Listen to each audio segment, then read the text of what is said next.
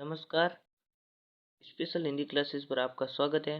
दोस्तों, आज हम कवि आलोक धनवा के द्वारा रचित कविता पतंग का अवलोकन करेंगे।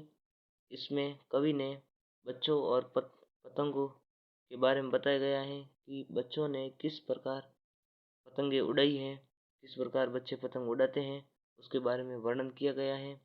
बच्चे पतंग उड़ाने के लिए अपने जान की भी परवाह नहीं करते हैं। इसमें ऐसा बताया गया है। पतंग सबसे तेज बौछारे गई, सबसे तेज बौछारे गई, भादो गया सवेरा हुआ। बौछारे बौछारे यानी बारिश, बारिश का महीना भादो, जो बारिश का महीना है वो गया। सबसे तेज बौछारे गई, भादो गया। अब बारिश का महीना जो भादो वो चला गया, सवेरा हुआ। भादो के जाने के बाद जो सवेरा हुआ, खरगोश की लाल, खरगोश की आंखों जैसा लाल सवेरा, वो सवेरा खरगोश की आंखों जैसा है, लाल सवेरा खरगोश की आंखों जैसा। शरद आया पुल्लों को पार करते हुए। अब भादों के जाने के बाद सुबह सवेरा हुआ, सवेरा खरगोश की लाल आंखों के समान था। अब शरद आया, शरद ऋतु आई है, शरद ऋतु पुल्लों को पार करते हुए। पुल यहाँ पर भादो, भादो के महीनों को बताया गया है कि शरद वो भादो रूपी पुल को पार करते हुए आया है, अपनी नई चमकीली साइकिल तेज चलाते हुए। अब शरद अपनी नई चमकीले मतलब सुनहले सुनहले चमकीले मौसम में आया है, चमकीले मौसम के साथ आया है। भादो रूपी पुल को पार करते हुए चमकीले मौसम में तेजी से आ रहा है, घंटी बजाते हुए जोर जोर से। ऐसा लग रहा है कि वो जोर जोर से घंटी बजा कर आ रहा है, मतलब शरद ने पूरे पूरे वातावरण में कोलाहल फैला दिया है। चमकीले इशारों से बुलाते हुए, अब वो सुंदर चमकीले इशारों, सुंदर इशारों से बुलाता है पतंग उड़ाने वाले बच्चों के झुंड को। मानो चमकीले इशारों से वो शरद ऋतु पतंग उड़ाने वाले बच्चों के झुंड को बुला रहा है कि आओ पतंग उड़ाते हैं। चमकीले इशारों से बुलाते हुए, और वो चमकीले इशारों से पतंग पतंग वाले बच्चों के झुंड को बुला रही है, आकाश को इतना मुलायम बनाते हुए। अब शरद ऋतु ने आकाश को इतना मुलायम बना दिया है, इतना हल्का फुल्का बना दिया है कि पतंग ऊपर उड़ सके। अब उस मौसम में पतंग ऊपर उड़ सके, ऐसा शरद ऋतु ने आकाश को मुलायम बना दिया है। दुनिया की सबसे हल्की और रंगीन चीज उड़ सके। अब कवि ने बताया है कि दुनिया की सबसे हल्की पतंग को सब दुनिया की सबसे हल्की और रंगीन चीज बताया गया है। दुनिया की सबसे हल्की और रंगीन चीज पतंग ऊपर उड़ सके। दुनिया का सबसे पतला कागज, दुनिया का सबसे पतला कागज पतंग को बताया गया है, वो भी ऊपर उड़ सके। बांस की सबसे पतली कमानी, पतंग में बांस की सबसे पतली कमानी होती है, वो ऊपर उड़ सके। ये तीनों पतंग की विशेषताएं हैं कि शुरू हो सके सीटियों, किलकारी और तितलियों की इतनी नाजुक दुनिया। अब कवि ने सुंदर वर्णन किया है कि उस समय जब पतंग दुनिया की सबसे हल्की रंगीन चीज, सबसे पतला कागज, बांस की सबसे पतली कमानी ऊपर उड़े, तब सीटियों, बच्चे सीटियां बजाते हैं, किलकारियां करते हैं। सीटियों और किलकारियों की ध्वनि, तितलियों की इतनी नाजुक दुनिया, यानी उस समय तितलियां तितलियों की इतनी नाजुक दुनिया, मतलब पतंग ऊपर उड़ती हैं तो ऐसा लगता है कि सारी दुनिया तितलियों से बनी हुई, अर्थात उस समय का वातावरण ऐसा लग रहा है कि तितलियां ऊपर उड़, बहुत सारी तितलियां तितलियां एक साथ ऊपर उड़ रही हो। अब दूसरा पैराग्राफ आया है। जन्म से ही वे अपने साथ लाते हैं कपास। इस पैराग्राफ में कपास, बच्चों को कपास से तुलना की गई है, क्योंकि कपास बहुत मुलायम होता है, उनको चाहे कितनी भी चोट मारो कुछ भी फर्क नहीं पड़ता है। उसी प्रकार बच्चों के पैरों को बताया गया है।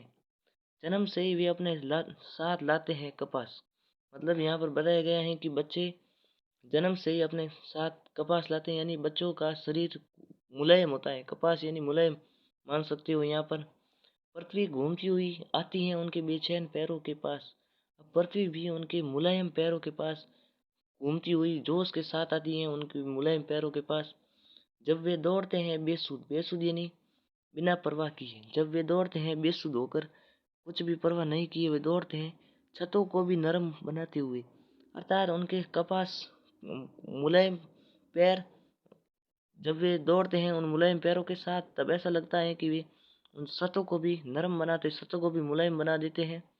दिशाओं को मर्दंग की तरह बजाते हुए जब वे पेंग भरते हुए चले जाते हैं, और दिशाओं को मर्दंग मर्दंग यानी दम दम की आवाज़ की तरह बजाना, वे दिशाओं को उस दम दम, जब वो छतों को नरम बनाते हैं, छतों के साथ दौड़ते हैं तो दम दम की आवाज़ आती है। ऐसा लगता है कि दिशाओं, चारों दिशाओं में एक दम दम की आवाज़ गूंज उठती है। ऐसा लगता है जब वे पेंग भरते हुए चले जाते हैं, चले आते हैं डाल की तरह लचीले वेग से। अक्सर जब वातावरण में वायु की गति होती है तो डाल की पत्तियां इधर उधर लचीला वेग अक्सर करती हैं, तो बच्चे भी इधर उधर दौड़ते हैं उस पतंग को लेकर।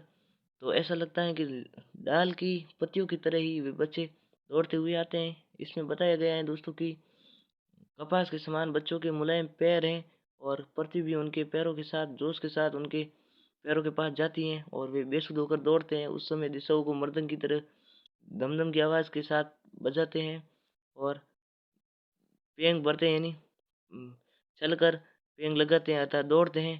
तो उनका वेग ऐसा लगता है जैसे कि डाल की पत्तियां, अक्सर डाल की पत्तियां होती है, ऐसा ही उनका वेग लगता है। जब वे दौड़ते हुए आते हैं तो छतों के खतरनाक किनारों तक, कभी कभी तो वे छतों के खतरनाक किनारों तक भी पहुंच जाते हैं, छतों के कोनों पर भी पहुंच जाते हैं। उस समय गिरने से बचाता है उन्हें, उस समय उनको गिरने से कौन बचाता है जब वे छतों के दौड़ते हुए छतों के खतरनाक किनारों तक आ जाते हैं।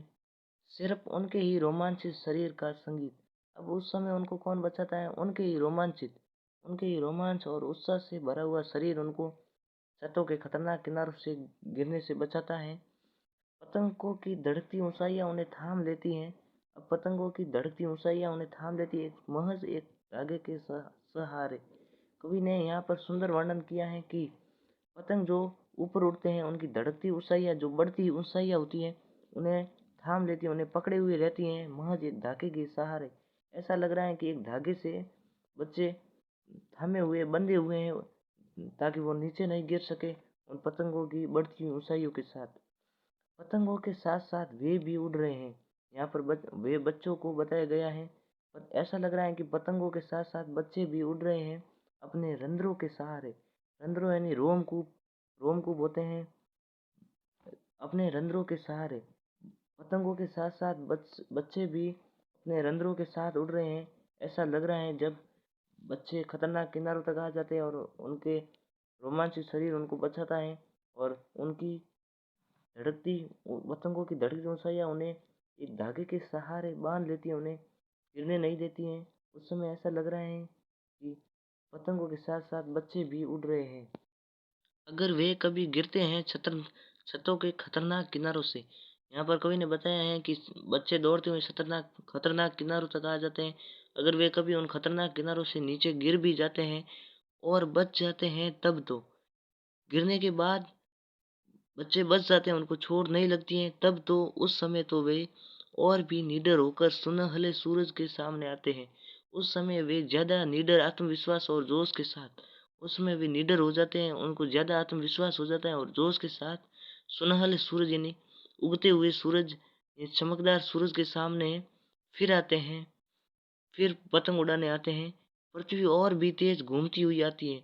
उस समय ऐसा लगता है कि पृथ्वी पहले तो तेज घूमती हुई आती थी, उस समय और भी तेज घूमती हुई आती है।